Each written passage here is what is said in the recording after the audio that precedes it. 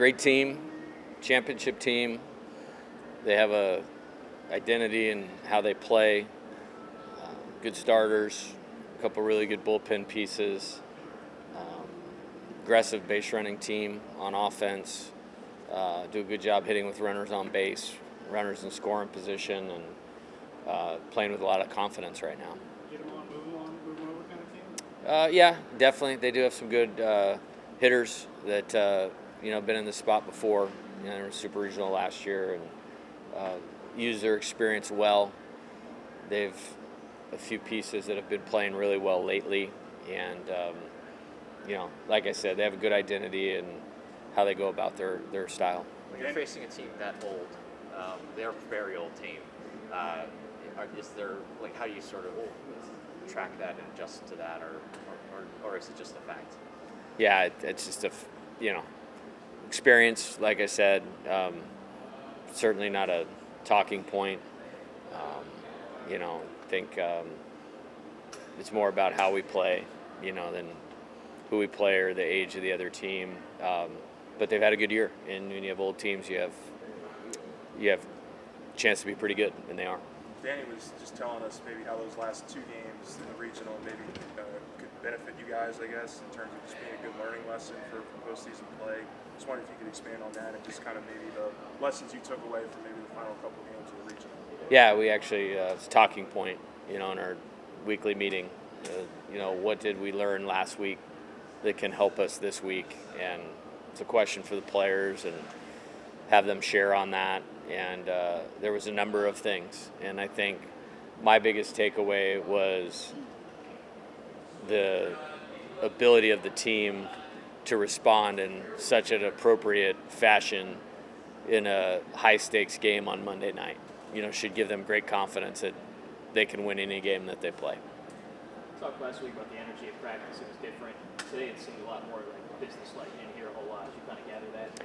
Well, I think we had a great one yesterday with a ton of enthusiasm. I think it's probably 15 to 18 degrees warmer than it was when we practiced last Thursday. And so, yes, and there's an element of making sure physically they're in the right spot so that mentally they can be in the right spot. We did some things early in that workout that were very specific to what we need to do to be successful tomorrow in the game, and then kind of finished with that as well. And so, yeah, probably more mental than physical toll at this point in time.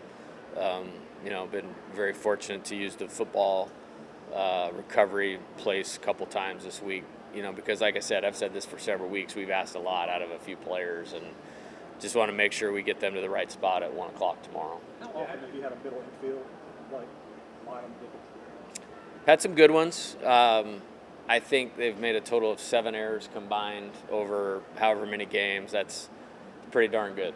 And they're also really good offensive players, too. They're good base runners. They're good, great baseball IQ guys. I did believe when we signed Danny that could end up being a strength of this team, and it absolutely has. I don't think either of them get the credit they deserve for the defense that they've played as being good offensive players.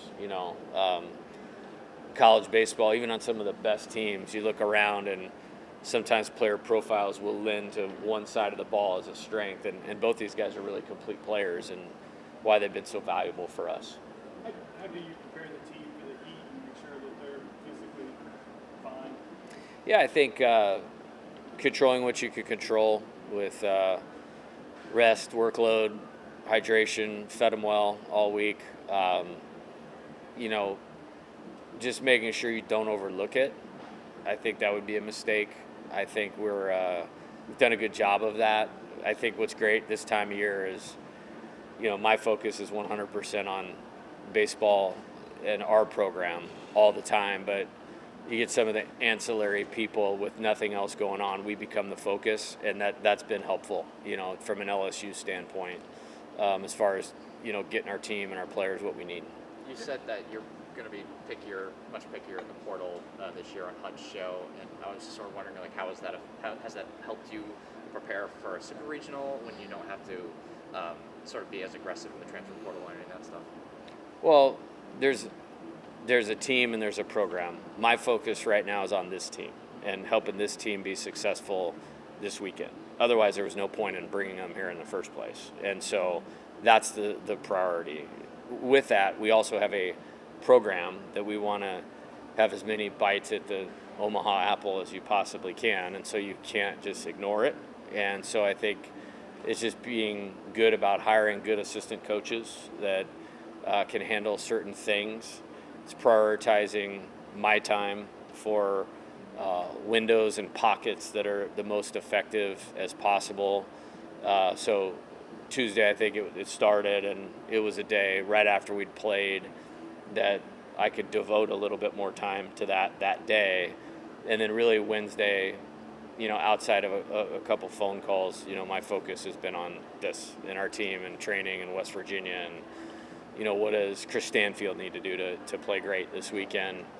And there's no better recruiting pitch than, playing on TV this weekend because there's only 16 of us. And, you got to pay attention, though. Like, we lost a player because we played in the championship series of the College World Series Finals, and they went on a visit to somebody else that wasn't playing and canceled their visit during the national championship celebration. And I still don't know how that works out, but we'll end up with the right players.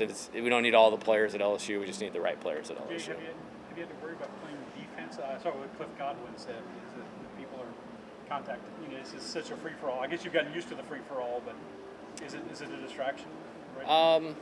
I have a lot of respect for Cliff, for sure, and has done a great job at that program. And, for me, it's like kind of lean back to what I just said of, like, we don't need all the players. We need the right players. And I think we have done a very good job of that. And the evidence of that is Zach Cowan, Anthony Ianson, Danny Dickinson, Chris Stanfield, Luis Hernandez. Like, those guys would be great players anywhere, but they were the exact right players and people for this team. And there's an evaluation that we really want to go through to make sure that we do that, because sometimes saying no at LSU is more important than saying yes, to the player. And I'm proud of that effort. I'm proud of what we've done in recruiting since I've been here.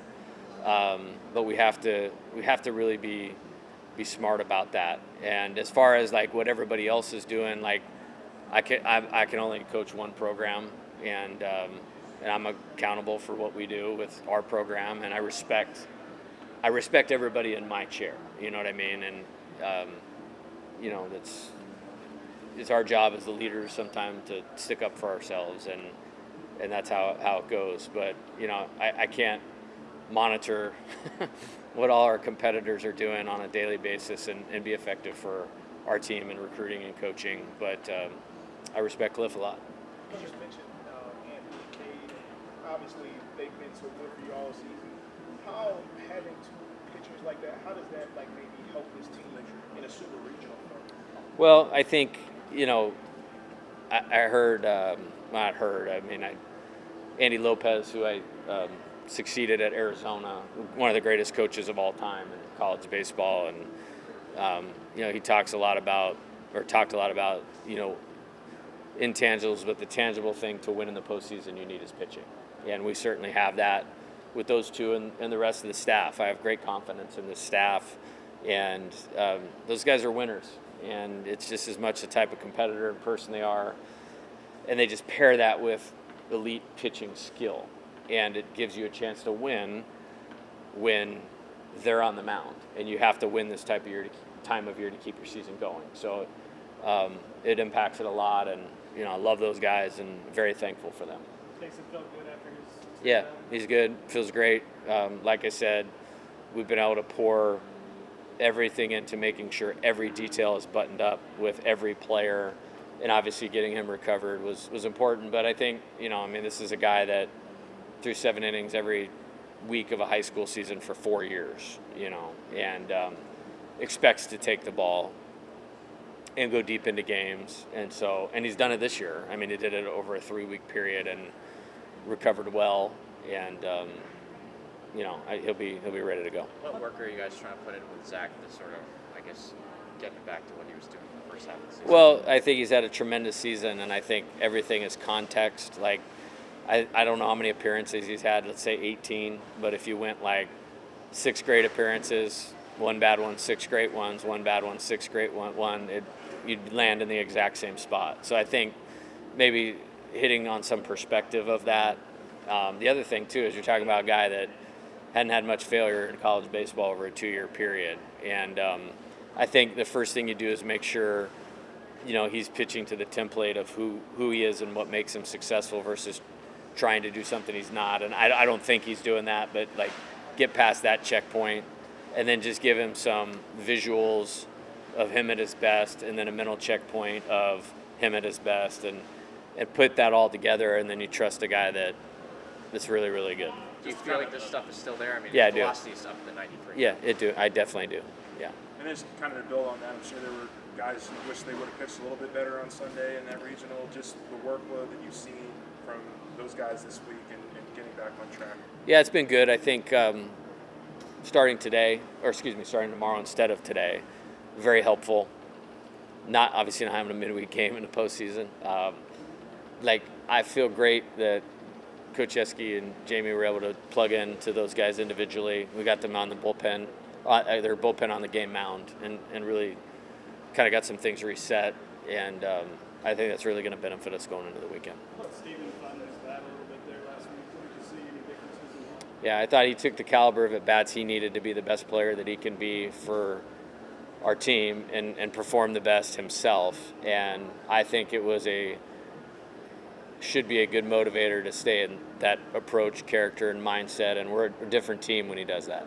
Looks like they have a lot of switch hitters in their lineup, from what I gathered. How does that kind of challenge this pitching staff? Maybe hasn't seen a ton of that this year. Well,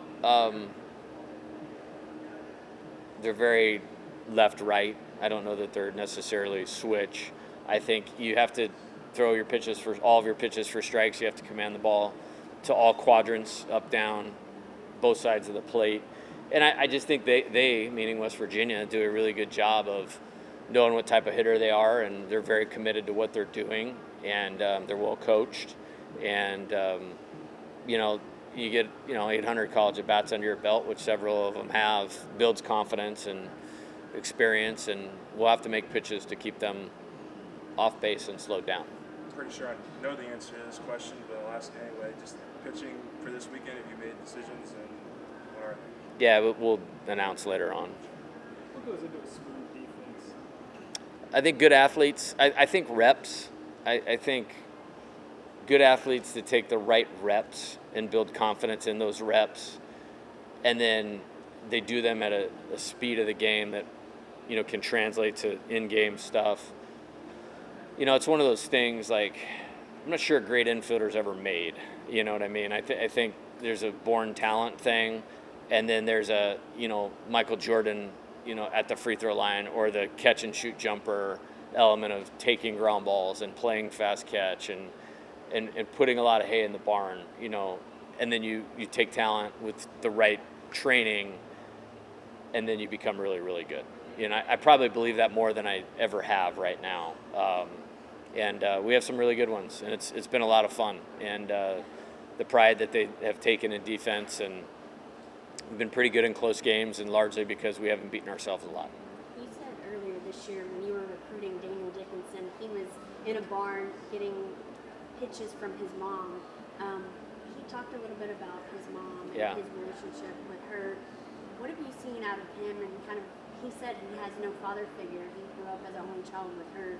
What does that mean to you to see Yeah. him be successful? Yeah, he's a special kid, and Cherie's an awesome lady, and supported him all the way through this thing. And I'm just very grateful. It's we had 12 players returning that played last year, and they're good ones. So it was a good foundation, but that's not a lot. So we needed a lot of the right ones, and they don't all have to be the same or come from the same background, and they don't.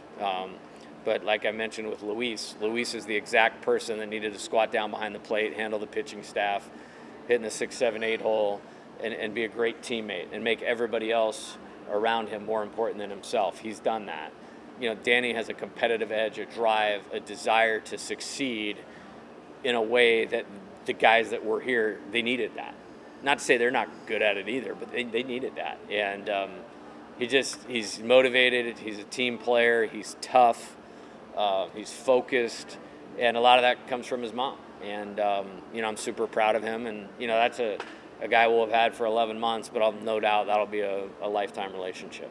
I know you've talked about this before, but how much of the end of regular season plan to get Cade in there at catcher to spell Luis in terms of his physical ability was preparing him for, I guess, the workload he's taking on now in regional? Yeah, well, Cade's a really good player. I mean, he's a really good player, and he's helped us win a lot. And I'm really proud of the freshman season that he's had, and have a great piece that's the guy for us, And he may end up being the best player in the program next year at some point. That's how much confidence I have. So it was important to get him in the game. And then with Luis, yes, you have to remember he wasn't a primary catcher last year, and getting to absorb the season, not lose offense, continue to play great defense, we had to spell that more. And it's a thing I've always been guilty of. When you have a really good hitting catcher, that does a great job on defense, you want to keep running them out there. And we got the best of all worlds, getting Cade the at-bats that we did, and getting Luis a breather. I don't think I had in mind, okay, this is going to help him in June. I don't think that way. There's also a lot of postseason games, so is there a shot we see Cade maybe starting one of these games behind the plate just to give Luis a little bit more? Oh, we take it day at a time. Just take it a day at a time. And this is a 3-game series, and then there, at least between the first two, you have a day off. Then you have to win to ensure that you have a day off. They, changing that format, but haven't really got that far down the road. I feel like we've won games against the best teams in the country with both of them starting and catching and playing a full game. So, again, just like you asked with the pitchers, what a luxury for us to have two guys that are really good behind the plate. Okay, in your team room, obviously you got Omaha on the wall, you got the path to Omaha on the wall. But now that you're this close, do you want them to think a little differently or think a little less about the overall goal? You talked about focusing on each game and each day. Yeah, I think, when we align our goals as a team and a program, you go in that room that was built before I was here, and it goes without saying. You don't have to go without saying. You don't have to say, hey, do we want to win the championship or not? That's lame, at this place, so we don't have to do that. What we do, though, is we outline the path, and then we have to dominate the path as it comes. And part of it is exactly what you said, Scott. We can't go to the plate thinking if I get this hit, we're going to Omaha, or if I make this pitch, we're going to Omaha. You need to focus on execution.